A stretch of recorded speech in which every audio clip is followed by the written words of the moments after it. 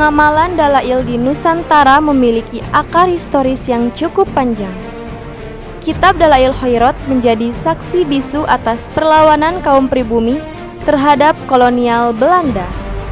Pada 24 Juni 1784, Kompeni Belanda di bawah komando Van Bram mendarat di Teluk Ketapang dengan membawa tentara sebanyak 734 orang.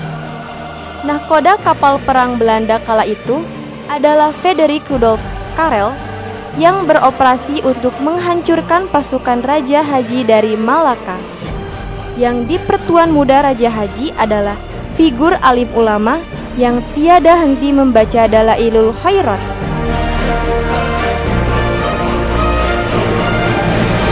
Untuk mengobarkan semangat perang melawan kolonial Belanda, Raja Haji bangkit dengan kitab Dalailul Khairat di tangan kanan dan badik di tangan kiri hingga beliau wafat sembari memeluk kitab Dalail tersebut. Semangat perlawanan terhadap kolonial Belanda di negeri Aceh yang bergelar Serambi Mekah itu jauh lebih tua lagi. Pada tahun 1603, Raja Turki singgah ke Aceh. Sebagai simbol perlawanan, setiap menasah dan masjid mengadakan pembacaan Barzanji dan Dalailul Khairat.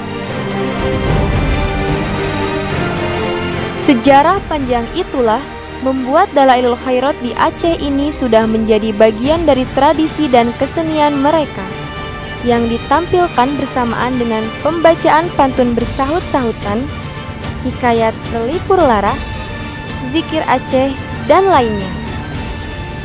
Selain simbol perlawanan terhadap kolonialisme dan kesenian umat muslim, tradisi mengamalkan Dalail Khairat ini memiliki sanad keilmuan yang valid. Salah satu tokoh besar dari Padang, guru para alim ulama di tanah Jawa, adalah Syekh Muhammad Yasin bin Isa Al-Fadangi, Sumatera Barat. Pada 27 Zulqa'dah 1387 Hijriah, Syekh Yasin ini sudah menjadi sebagai guru atau mudaris di Mekah Al-Mukarramah,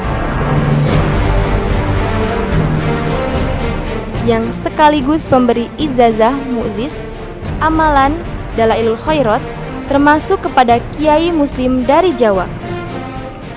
Tidak saja diamalkan dalam laku spiritual dan dibawa ke medan perang, kitab Dalailul Khairat ini diabadikan sebagai hasanah literasi intelektual para ulama sufi kita di Nusantara.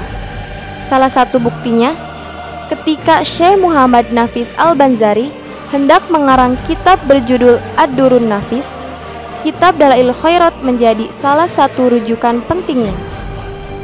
Kitab Dalailul Khairat dikutip bersamaan dengan kitab-kitab besar lain seperti Al-Hikam karya Ibnu Attaillah As-Sakandari, Insanul Kamil karya Abdul Karim Al-Jili, Al-Jawahir wa Al-Durar karya Abdul Wahab Syarani, Al-Minhah Al-Muhammadiyah karya Ibnu Abdul Karim As-Samani.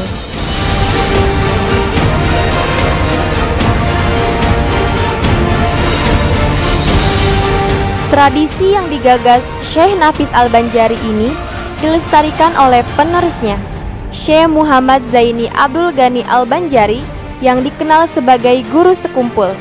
Ribuan jamaah guru sekumpul yang tersebar di seluruh Nusantara bahkan dari luar negeri itu melestarikan pembacaan Maulid Al-Habsyi, sholawat burdah, dan Dalailul Khairat. Dengan kata lain, Dalailul Khairat sudah membumi di luar Jawa. Selain Jawa Tengah, Pondok Pesantren Lirboyo Kediri Jawa Timur juga mengamalkan tradisi Dalailul Khairat. Kiai Marzuki juga dikenal sebagai ulama yang mengamalkan sekaligus menjadi mu'jiz amalan Dalailul Khairat kepada para santri Lirboyo yang ribuan itu.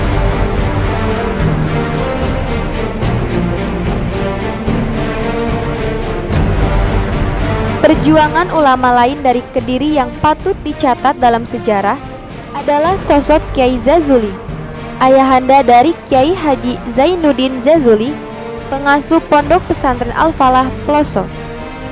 Menurut kisah Kiai Zainuddin, ketika ayahandanya yaitu Kiai Jazuli mondok ke Mekah, beliau mendapatkan kitab langsung dari Habibullah Asy-Shinqiti.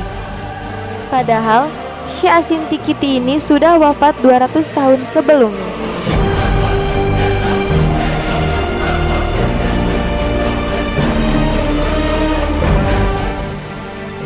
Karena itulah, ketika Kiai Jazuli melanjutkan studi ke Madinah dari Mekah, yang kala itu tidak ada transportasi, masih gurun Sahara yang harus ditempuh dengan jalan kaki, semua kitab disusun rapi dan ditinggal di Mekah, kecuali Dalailul Khairat. Ketika Kiai Jazuli ditangkap di Madinah oleh Belanda, dipulangkan ke Indonesia, semua kitab terpaksa ditinggal di Arab, hanya memakai kaos dan celana, kecuali kitab Dalailul Khairat. Dan masih banyak lagi para ulama di tanah Jawa yang mengamalkan tirakat Dalailul Khairat, yang tidak mungkin disebutkan satu persatu saking banyaknya. Bahkan banyak pula pesantren yang menjadikan tirakat puasa Dalailul Khairat sebagai tradisi kesehariannya. Wallahu a'lam bishawab.